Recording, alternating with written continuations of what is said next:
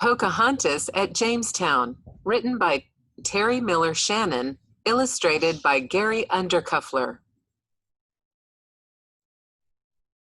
Truth or fiction?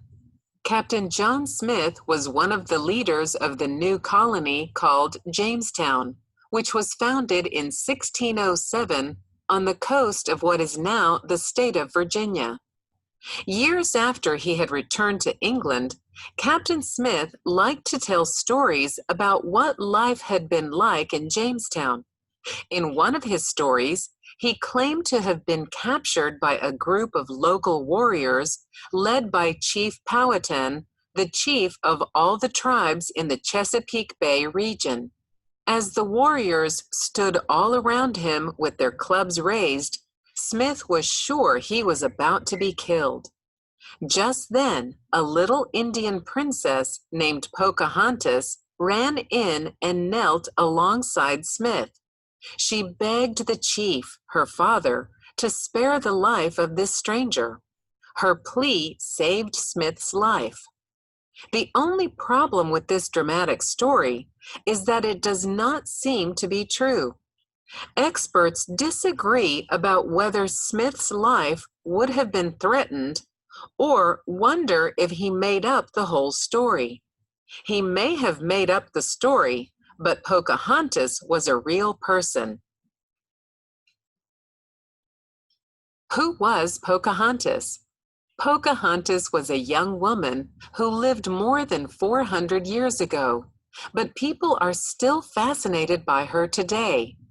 Pocahontas didn't write about her feelings or thoughts, so we know little about her everyday life. What we do know about her, we've learned from word-of-mouth retellings of stories and the written records of historical events that took place around her at the time. Some of those stories and records have been changed by people who wanted certain events to sound more exciting. These changes mean that many movies, poems, and stories about Pocahontas are fictional and contradict each other.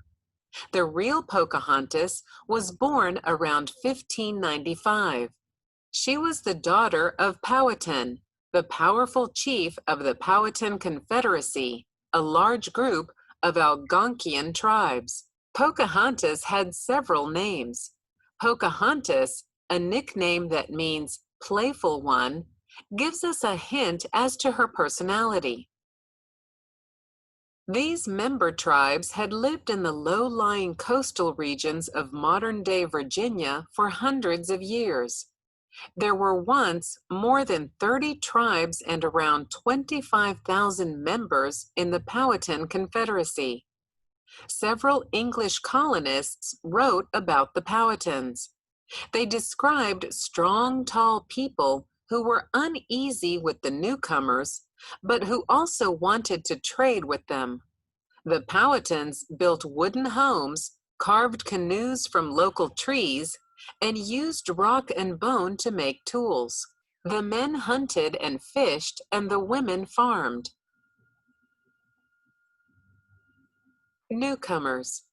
Pocahontas was 11 or 12 on May 14, 1607, when the original group of 104 English men and boys arrived in the area and created the settlement called Jamestown. It was the first permanent English colony in America. Jamestown was named for King James I of England, who granted a charter to the Virginia Company of London in 1606. The charter gave the company the right to explore and settle anywhere from modern-day New York State to North Carolina. The company's investors hoped to find gold and silver in the New World. They also hoped to find a shortcut river route to the Pacific Ocean in order to trade more easily with the countries of Asia. Before Jamestown, the English had not successfully established colonies in North America. Spain had already founded many colonies in the Americas. The English settlers in Jamestown knew they were in danger from the Spanish Navy. They feared the Spanish king might order their settlement destroyed if he learned of it. The site chosen for the Jamestown colony was on a peninsula in the James River. Today, this peninsula has become an island. The settlers chose this site to build their settlement for several reasons. It was close to deep water for easy access to supply ships. No one lived on it, and its shape made it easy to defend. However, the confident colonists came to regret their choice.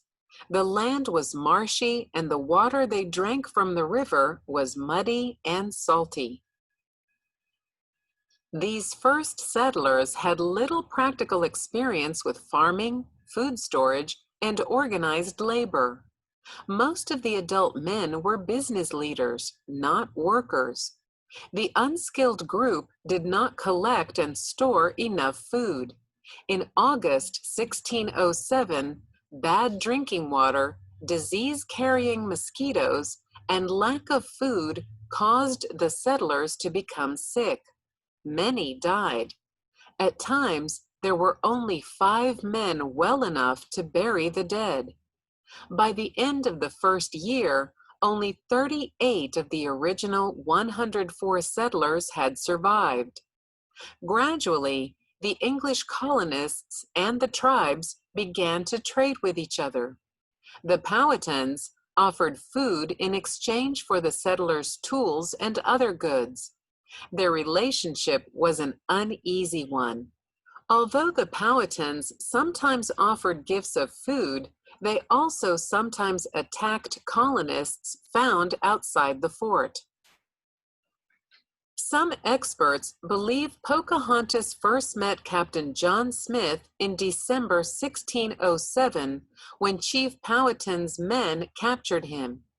Did Pocahontas save Smith's life?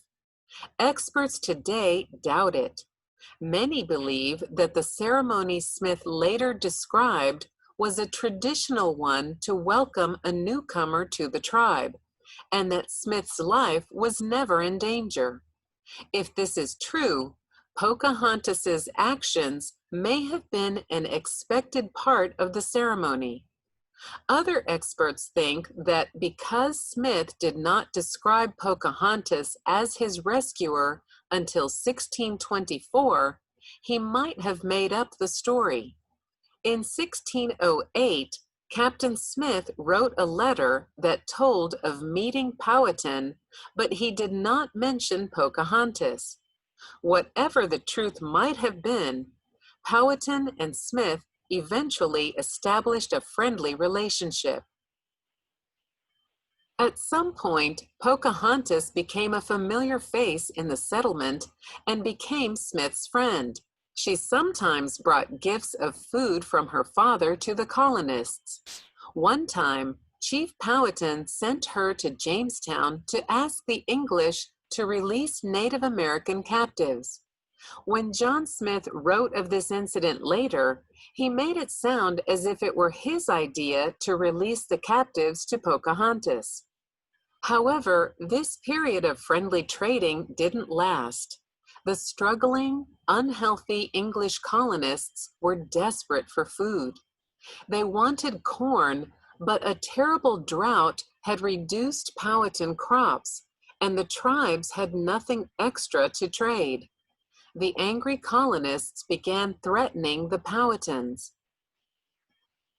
Kidnapped. After the summer of 1608, Jamestown settlers and Powhatans were more like enemies than friends.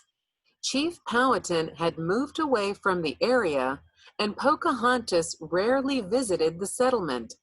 Some experts believe she may have saved the lives of colonists in a trading party in January 1609 when she warned them of an ambush planned by her father. The arrival of new officers and additional colonists who were also inexperienced and also required food and shelter caused further conflicts. By October 1609, Captain Smith had lost his leadership role, been injured, and returned home to England for treatment. After Smith left, Jamestown settlers became increasingly discouraged. By 1610, they had had enough of illness, hunger, and death, and those who remained decided to go home to England. However, as they were sailing away from the coast, they met a supply ship carrying the colony's new governor, Baron de la Ware. The weary settlers returned to Jamestown. Under their new leadership, the expanding group of English settlers began to establish more colonies beyond Jamestown, which increased tensions with the Powhatans. An Englishman named Captain Samuel Argall learned that Pocahontas was visiting a nearby town. Argall decided to kidnap Pocahontas and use her to trade for the release of English prisoners held by Chief Powhatan. Captain Argall persuaded a local chief to join forces with him against Powhatan. This chief and his wives managed to lure Pocahontas onto Argall's ship. Argall then sailed to Jamestown, where he sent word to Powhatan that he had captured Pocahontas. Argall said he would set her free if Powhatan would release English prisoners and also return English weapons and tools that Powhatan's warriors had taken. At first, Argall's plan seemed to work. After Powhatan heard of the kidnapping and Argall's ransom demand, the chief freed 7 English prisoners. However, he didn't return the stolen weapons and tools. After time passed without a solution, Powhatan finally refused to negotiate any more. In March 1614, the English finally demanded that Powhatan pay the ransom, but by that time, everything had changed in Pocahontas's life. During the long negotiations between Argall and Powhatan, Pocahontas stayed at an English settlement called Henricus. According to English writers, she was treated with respect, although she remained a prisoner. While there, she was taught her captors' religion. The Anglican Church baptized Pocahontas and gave her the baptismal name Rebecca. Love, peace, prosperity. As the many months passed, Pocahontas fell in love with an Englishman. John Rolfe was a 28-year-old planter who was well thought of in the colony. Rolfe had begun to raise tobacco as a major crop in 1611. His farming and storage methods were quite successful, and Jamestown finally became profitable. More settlers, including many English women, arrived to create new businesses, start families, and expand the colonies. When Rolfe asked Pocahontas to marry him, Virginia Governor Thomas Dale and Chief Powhatan both agreed to their marriage. One of Pocahontas's uncles was a witness at their wedding, which took place in the Jamestown church around April 5th, 1614. The following year, Pocahontas gave birth to a son, Thomas. There was another very important outcome of the marriage, the Peace of Pocahontas. The union of the native Powhatan woman and the English man helped to calm the ongoing conflicts between the tribes and the colonists. People saw Pocahontas as the symbol of these peaceful times. The Virginia Company in London saw the marriage as an opportunity to promote their business. The company had once paid for the settling of Jamestown. Now they hoped to raise more money by using Rebecca Rolfe as a symbol of their success. They believed that people in England would be interested in the favorite daughter of a powerful chief who now belonged to England's church and had married an English man. In London's society, the Virginia Company sent a group to England in the spring of 1616 with the goal of raising support for their settlements. Pocahontas and her family were on the ship, along with Virginia Governor Thomas Dale and some young Powhatan women. Chief Powhatan sent his brother-in-law, Utamatomakan, to observe. After docking in September 1616, the group toured throughout England before finally arriving in London. The Virginia Company provided the visiting Pocahontas with clothing and lodging during her stay. An artist created a portrait of Pocahontas for the Virginia Company to use as publicity for her visit. London society, as well as important investors, met Pocahontas, who enchanted them. Chief Powhatan asked Utamatomakan to tell him about the King of England and whether previous reports he had heard about England were true, that there were almost no trees in England. An earlier visitor who had only seen London and the Thames River had mistakenly informed Powhatan that the English had no trees. The ladies and gentlemen of English high society were always hoping to find unique people to entertain them. Pocahontas caused a great sensation. After Pocahontas and Utamatomakan met King James I, he invited them to attend his 12th night formal costume ball, which was held on the last night of the Christmas holiday season. The two guests were seated among the most important members of the audience to watch a play at the king's ball. One of Pocahontas's old friends lived in England, Captain John Smith. Smith had never forgotten the courageous Powhatan girl.